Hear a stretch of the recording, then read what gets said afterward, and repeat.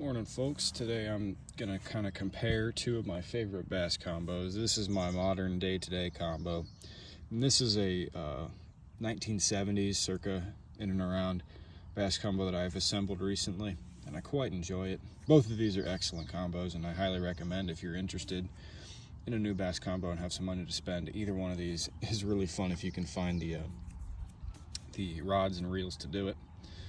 So over here on the left we have a Heddon Pal.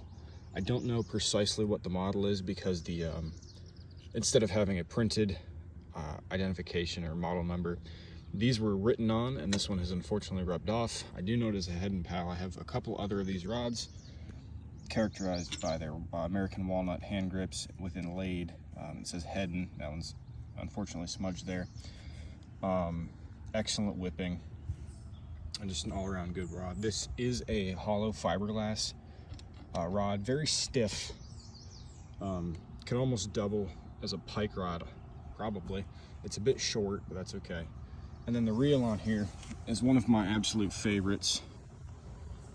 It's a Pflueger Supreme Freespool. So this is a later model Supreme. This is one of the last ones that they made before, I think, Shakespeare bought them out. Comes with a Freespool button here on the side, which gives you effectively the same performance you would have, not the same, but similar performance to what you would have from a modern baitcaster, while in this gorgeous antique package. It has a, it's not the Williamson drag, but it's an early star drag here externally. This one is jammed shut, so it's basically just another knuckle buster. I am running the original line that came on this when I picked it up at an antique store. It's not broken on me yet, and I've thrown some pretty large lures on here, so we're just gonna go with that for today. And then over here is my modern setup. So we have a 7-foot Falcon EVO. I think this is a medium heavy. Rod, I picked this up on clearance at Walmart for 25 bucks. And since then I've bought a few other Falcons just because I love this thing so much. It's relatively affordable compared to other bass rods. It's sturdy. I've beat the crap out of it and it just works. And then here, while this is not the most modern reel, I'm sure some of our older watchers might recognize this. This is a Bantam Curado. So this is the kind of iconic, the greeny 1990s, early 2000s Shimano Curado. And this thing has been used by so many anglers throughout history. This is, I believe, is the earlier run 1990s. It still has the aluminum frame, which you can see by the scratches here. I believe in the early 2000s they switched over to a graphite frame before switching back to aluminum. It has not only the external drag control, but also that that internal Shimano centrifugal drag with the little hats. It should be worth noting the spool tension on the Shimano is pretty much the bog standard as far as tension control goes. You just have this little knob here and a star drag, of course. Whereas on the Supreme you have not only this, which I don't want to call it a drag, but I use it like a drag. It's another spool tensioner knob that functions effectively like a drag in addition to this one. Or I shouldn't say drag, it's a brake. It is most definitely a brake. And then over here we also have another two spool tensioning knobs here.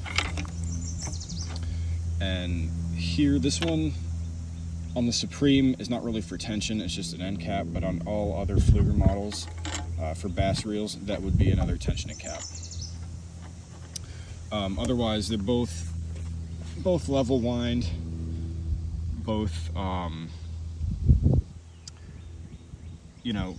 standard worm gears.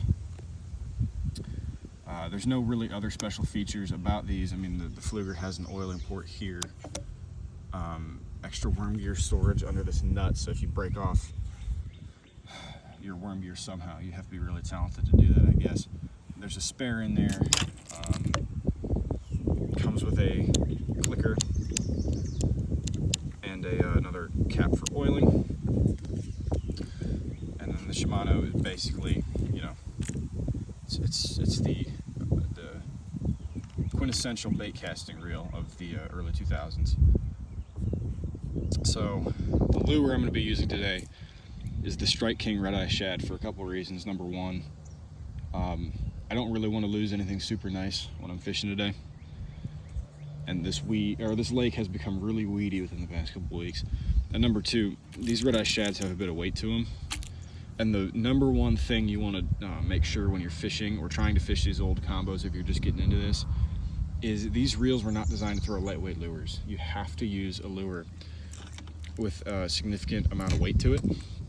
Otherwise, you're going to backlash. Bad things are going to happen. You're going to get frustrated and probably throw it in the trash bin. So the red eye shad, I don't remember what weight these are. This is, I think, just a standard weight red eye shad you'd buy at the Walmart, because that's where I bought these, was the Walmart.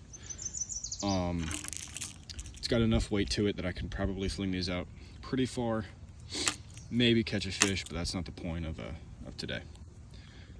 All right, so before I went ahead and cast it here, I realized it'd probably be a good idea to help explain to those of you who have never really explored vintage fishing combos or more familiar with the more conventional modern style of bait casters, or for those of you that have never fished a bait caster at all. With a modern bait caster, to tune it or to I guess set it up for casting, you're going to want to unclip your lure, not unclip, but unhook your lure and have it swinging kind of free. Reel it up so you're just hanging, and you want it to basically, you're going to set your spool tension knob here to approximately the appropriate tension where there's no wiggle in the spool when you move it back and forth, or there's just the tiniest bit of wiggle. Then you want to set your brakes, whether they be magnetic, internal, or external. So basically when you drop your lure, there's no backlash when it hits the water. I know I put my thumb on there. That's because I'm actually pretty bad about tuning. I'm not terribly scared of backlash when I'm fishing. I just pull it out and keep fishing. But so you're gonna want to, I mean, that's pretty much how you can tune this. Just a million other YouTube videos on how to tune a bait caster, so I'm not going to go over that. And keep in mind, I am not a professional. I am a college student who likes fishing to maintain my sanity.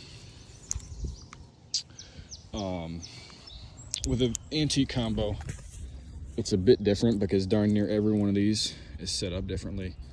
The Curados and modern setups are going to be more of your they all have a pretty much consistent setup. These vintage combos, on the other hand, are mostly consistent, but the knobs are not labeled or in the same place as you might expect. So we have, as mentioned before, spool tension knobs on both ends. You want to make sure there's very little play, so you hear that slight knocking. That's exactly what we want. These reels are made for casting older lures, so if you're using anything modern, for example, if you're using a Supreme, which I highly recommend you do, here's our friction. This is a friction kind of spool or anti-backlash. I'm forgetting the words here. English is not my first language, and neither is anything else. So for modern lures like this red eye shad, I recommend just a 1. If you're fishing larger lures like old creek chubs, wooden baits with lots of metal hardware, maybe jump up to a 2 or 3. It's all really just experimentation here. So once you have this set, which is already set to a 1, and then obviously when we go to cast, we're going to press this knob here. Other than that, it's not terribly far off from modern setups. Yeah. All right, so here I am on the shore of the lake. We do have a bit of a headwind coming towards us, so casting distances won't be they won't be as far as they normally would have otherwise. So ignoring that hideously dead bluegill over there, we're going to cast out. This is the Shimano Curado on a Falcon EVO.